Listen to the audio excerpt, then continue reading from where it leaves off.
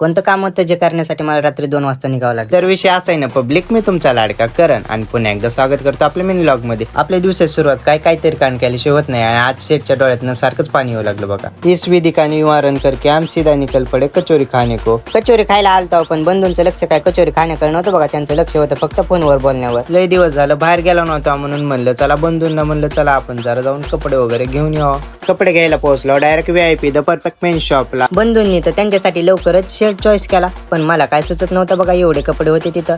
मग हे केला बघा बंधूच्या चॉईस वरती हा शर्ट. कसा वाटतं एकदा कमेंट करून सांगा.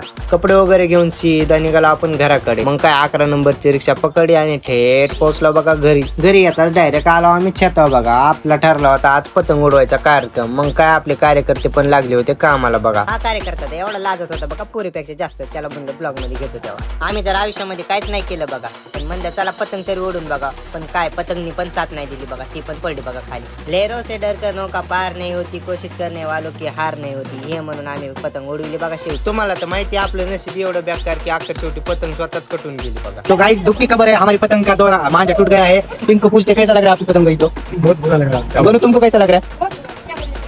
अभी कुछ नहीं बोल सकते. अभी उसी आता म्हणलं बस झालं पुणे. मग म्हणलं चला आता आपलं गावाकडे जावं म्हणलं. नंतर काय थेट रिक्षात बसून आपण थेट पोहोचला बघा बायपासला. ट्रॅव्हल्सला एवढा लेट झाला की रात्रीचे 2 वाजले बघा.